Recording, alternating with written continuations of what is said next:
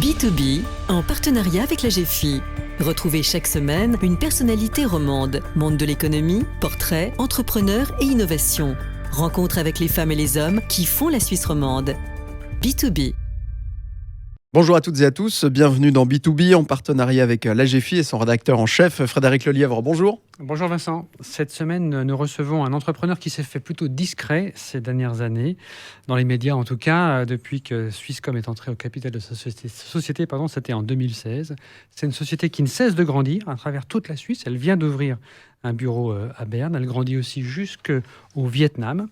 Cette société, c'est Open Web Technology, qui conseille ses clients dans leur stratégie numérique, leurs projets numériques. Pour être concret, ils ont aidé Medgate, le grand service de télémédecine, à compléter son offre de conseil téléphonique par une app. C'est une entreprise donc qui fait l'actualité aussi, Frédéric. Absolument, Vincent. Elle vient aussi de s'allier au Centre suisse d'électronique et de microtechnique, le CSEM à Neuchâtel, grand centre d'expertise en Suisse. Donc, le directeur d'Open Web Technology, Frédéric Weil, nous en dira plus. Bonjour et bienvenue, Frédéric Weil. Bonjour à vous. Bonjour. Frédéric Weil, nous allons faire connaissance avec vous aujourd'hui, notamment grâce au quiz Utile-Futile qui arrivera en fin d'émission. Et puis maintenant, portrait.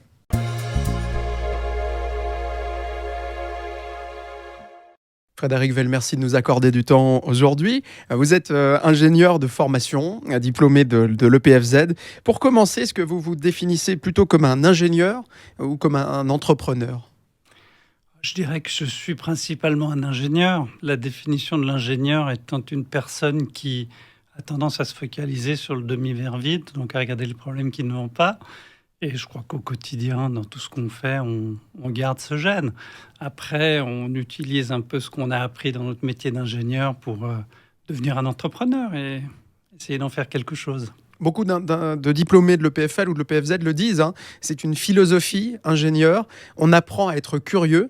On fait comment pour le rester ?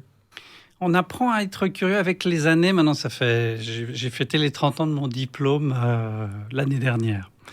Et comme je le dis souvent aux jeunes ingénieurs qu'on recrute chez Open Web Technology, le métier d'ingénieur, on apprend à regarder tout ce qui ne fonctionne pas dans un produit, dans un service.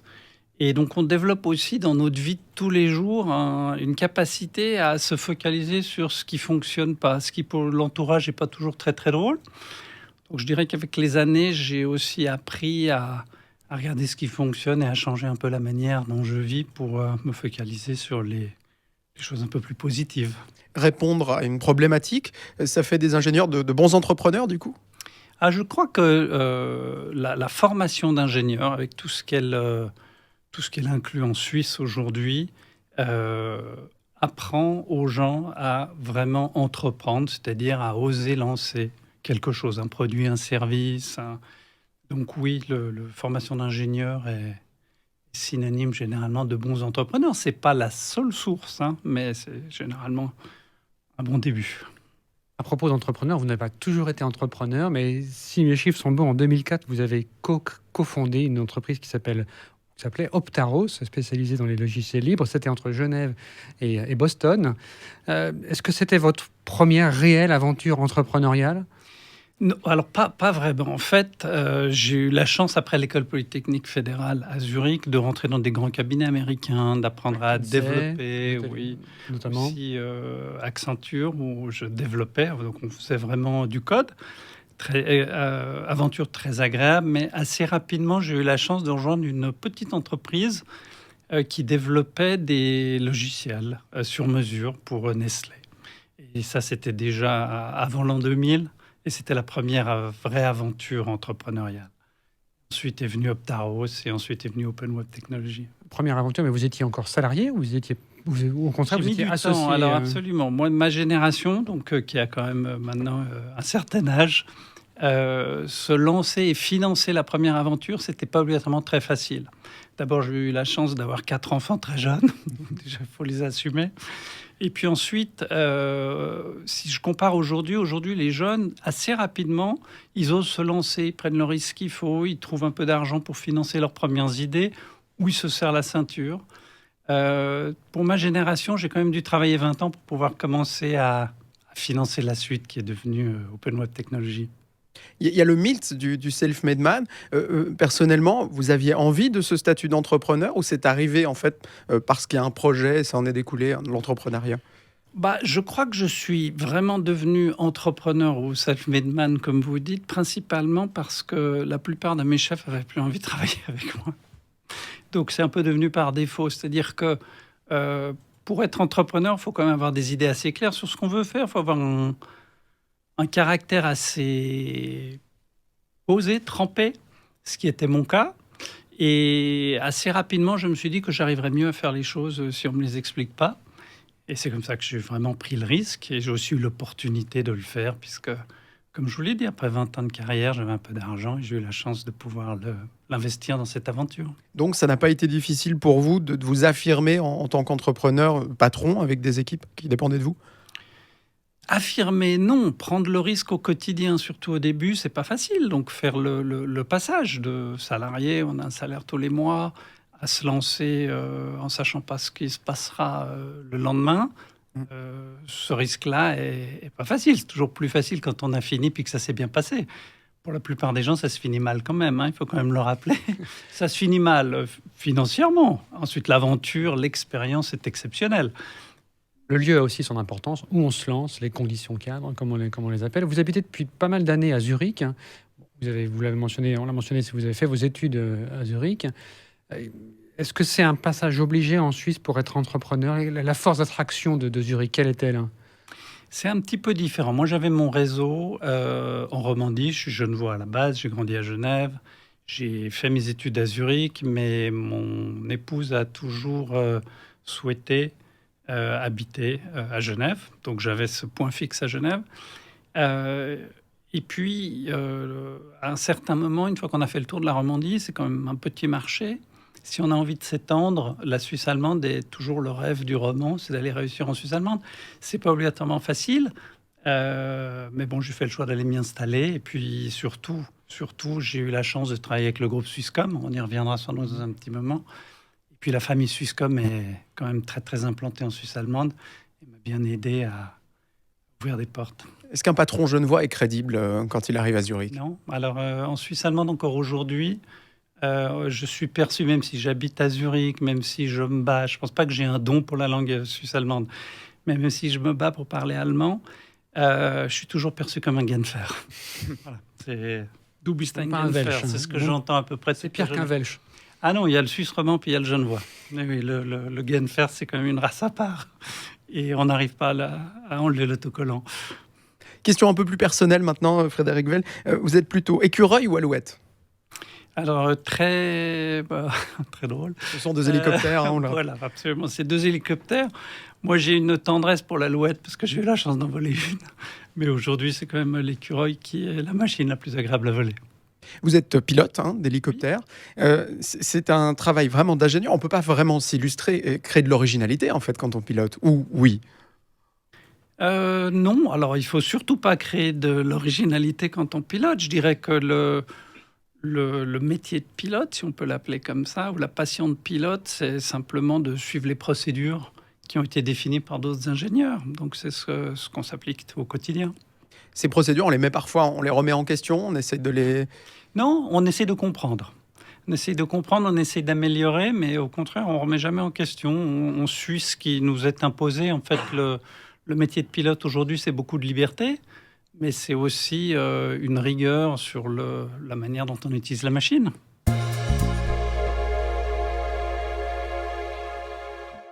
Dans cette deuxième partie, nous nous intéressons à l'entreprise Open Web Technologies. Alors, avant de parler de son alliance avec l'Oxem à Neuchâtel, qui vient d'être annoncée, un bref retour sur le passé. Frédéric Vell, vous avez créé l'entreprise il y a près de 15 ans. Sur quelle intuition et à quoi ressemblait le marché à l'époque? C'était vraiment Alors peut-être je commence depuis le début. Moi, j'ai toujours travaillé dans les nouvelles technologies, dans le développement de logiciels. Lorsque l'iPhone est sorti, qui correspond à peu près à la création, oui, absolument, à peu près à la création de l'entreprise. Le gros problème qu'on avait, c'est qu'on avait des systèmes informatiques compliqués, des manières d'interagir avec les logiciels qui étaient compliqués. Et puis l'iPhone a permis de simplifier tout ça. Alors, il y a beaucoup de gens qui ont travaillé sur l'interface utilisateur, sur le graphisme, sur comment on utilise. Nous, ce n'était pas trop notre cœur de métier. Notre cœur de métier, c'est de faire les systèmes compliqués qui sont derrière, pour faire en sorte que quand vous appuyez sur un bouton, les choses se passent sans qu'on s'en rende compte.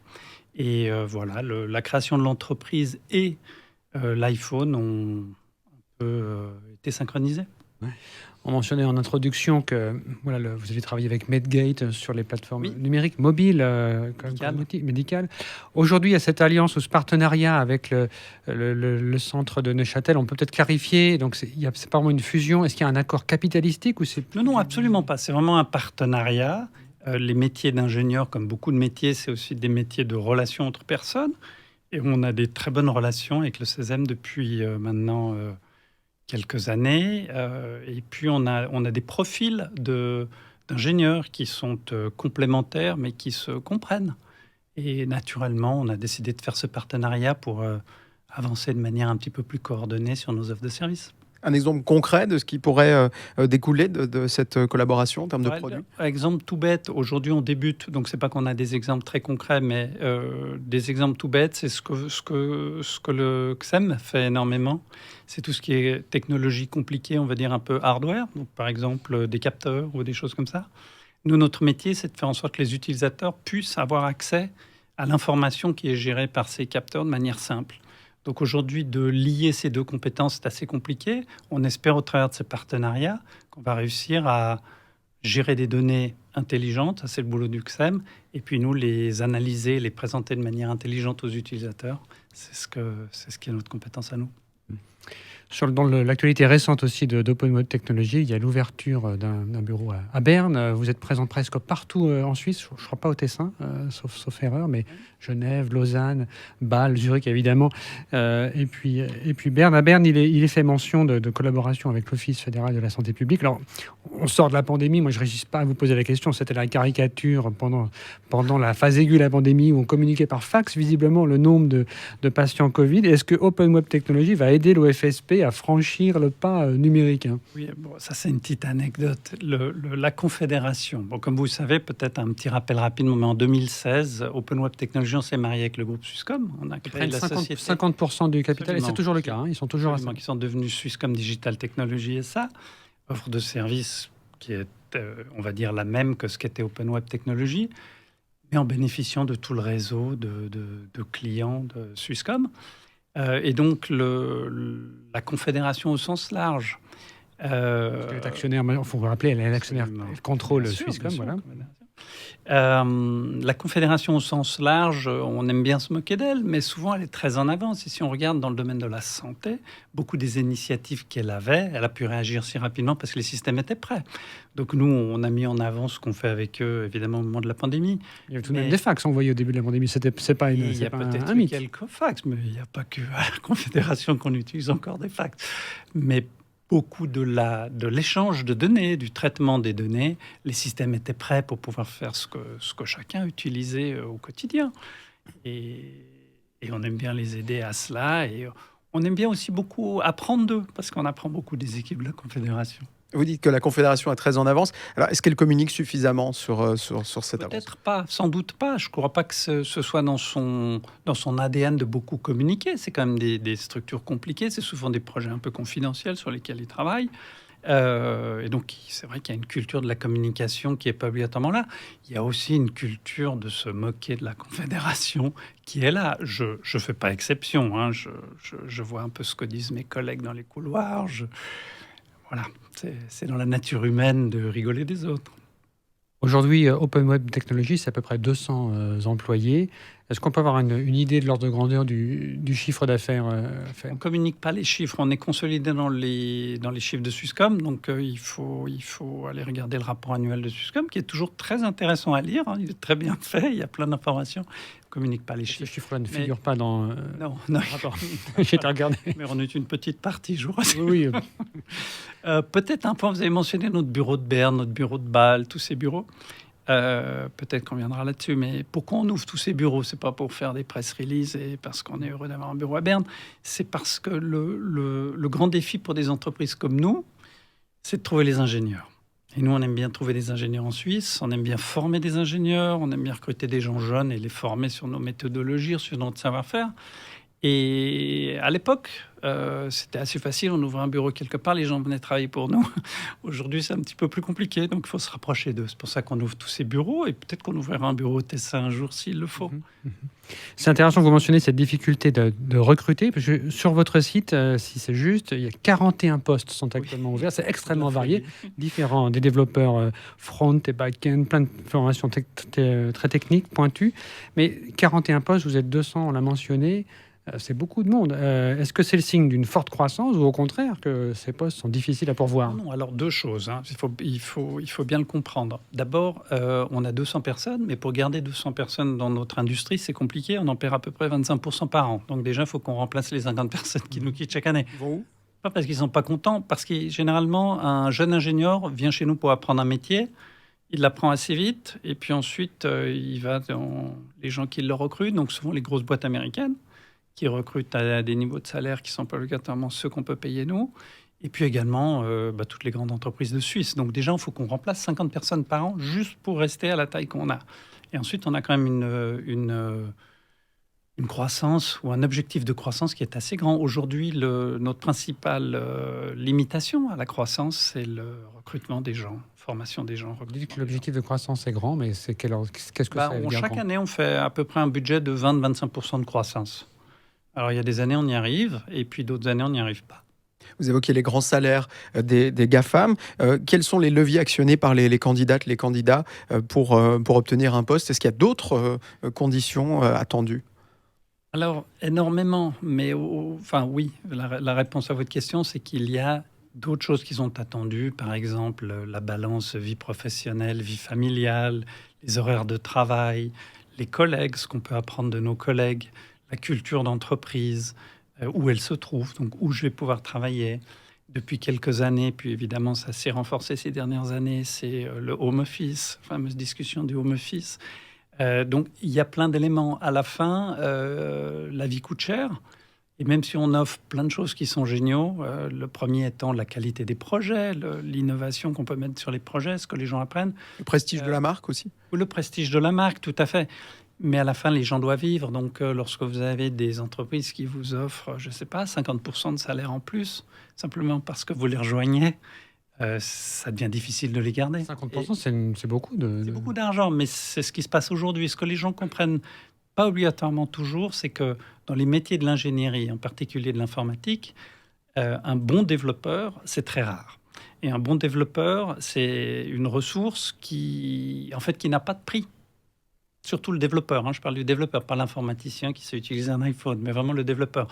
Donc un bon développeur, une fois que chez nous, pendant 1, 2, 3 ans, ils ont été formés, évidemment, ces gens-là communiquent sur les réseaux sociaux, sur les plateformes. Donc ils sont identifiés, et puis ils sont assez vite identifiés dans les communautés comme étant bons. Et puis voilà, et puis on leur fait des offres qui sont très attractives, et tant mieux pour eux. Moi, je m'en plains pas, mais c'est clair qu'aujourd'hui, c'est un problème. Marché comme ça. Vous Vous avez évoqué la formation à plusieurs reprises. Open Web Technologies participe aussi du soutien École 42 à Lausanne, qui se développe aussi à Zurich. Est-ce que ça veut dire qu'on a aussi un problème de formation? On ne forme pas assez de développeurs en Suisse? Il suffit, si vous voulez vous amuser une fois, vous allez sur les écoles polytechniques au moment de leur forum de recrutement, en octobre à l'EPFL, et puis là, prochainement au Poly à Zurich. Il y a environ 40 élèves qui ont envie de développer. Il y a beaucoup d'informaticiens qui ne développent pas, donc ils veulent devenir entrepreneurs. Donc ils savent faire du Excel, ils savent faire des plans, ils savent faire du marketing, ils ne savent pas développer. Un bon développeur, donc un bon ingénieur informaticien, il y en a une 40aine par an. Donc vous voyez, c'est assez compliqué. En quelques mots, ça veut dire quoi un développeur? Qu'est-ce qu'il fait? Un développeur, c'est quelqu'un qui trouve du plaisir à passer sa journée devant un écran, à inventer des algorithmes. Voilà, c'est ça. Et aujourd'hui, c'est compliqué. C'est compliqué pour des jeunes personnes de se projeter face à un écran toute la journée. Donc, il faut leur montrer la beauté du métier. Et vous parliez de l'École 42. Pour nous, l'École 42, on a été un des premiers sponsors. L'École 42, très rapidement, le concept de l'école, c'est en gros des gens qui n'ont pas un background académique, une possibilité d'apprendre le métier de développeur, avec un concept qui est très, très bien. Nous, notre but avec l'École 42, et le but de l'École 42, c'est d'arriver à attirer un public féminin. Moi, je suis convaincu que le métier de développeur, mais depuis longtemps, c'est pas nouveau, mais je suis convaincu que le métier de développeur, c'est un métier qui est fabuleux pour une femme, pour une maman, pour quelqu'un qui travaille à temps partiel. Et on ne fait pas du tout de publicité pour ce métier-là, pour cette catégorie de gens-là. Donc l'école 42 peut aider ces gens-là à accéder à ce métier. En tous les cas, on l'espère. On parle aussi d'arrivée de réfugiés d'Ukraine. Il y a de grandes compétences là-bas. Beaucoup sont des femmes. Ça veut dire que vous voyez d'un bon œil que certaines de ces Ukrainiennes qui peuvent travailler deviennent codeuses ici? Nous, déjà, notre but, c'est de trouver des femmes. Donc, pour un métier comme le nôtre, ça a été compliqué d'accepter le temps partiel. Au début, il y a encore quelques années, le métier n'était pas compatible avec le temps partiel. Maintenant, on s'est organisé pour pouvoir le faire. Les outils permettent de le faire. Donc on veut trouver des femmes. Après, si en plus on peut aider des femmes ukrainiennes ou d'autres géographies, on est très très heureux. Mais le métier, c'est vraiment de faire comprendre à la gente féminine que le métier de développeur est un métier très glamour et très attractif. Frédéric Weil, avant de passer au quiz utile-futile, dernière question au niveau des ingénieurs. On l'a beaucoup vu avec principalement les fers de lance des GAFAM. Il y a une starification du métier d'ingénieur. Comment vous percevez cette tendance ? La starification du métier d'ingénieur, c'est peut-être une vue externe, parce qu'à l'intérieur, je ne suis pas sûr que les gens se prennent pour des stars. Aujourd'hui, c'est clair que beaucoup d'ingénieurs qui sortent de nos écoles polytechniques, on leur a mis dans la tête qu'ils vont tous être Elon Musk. Donc c'est clair que c'est très très motivant. Après, un Elon Musk, on oublie juste de leur dire qu'il y en a un tous les 10 ans. Alors tant mieux, les gens se projettent, espèrent l'être. C'est fabuleux. Nous, on leur rappelle toujours, la première chose qu'on leur explique quand ils arrivent chez nous, c'est que Elon Musk, à la base, c'était un bon développeur. Il faut déjà apprendre le métier de développeur.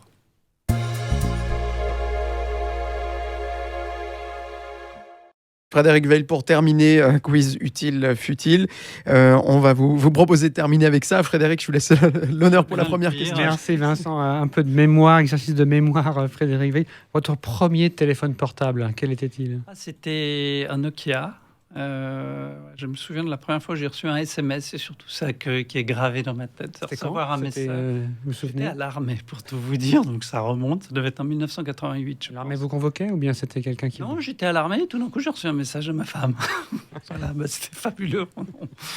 Et votre dernier téléphone portable ? Un iPhone obligatoirement.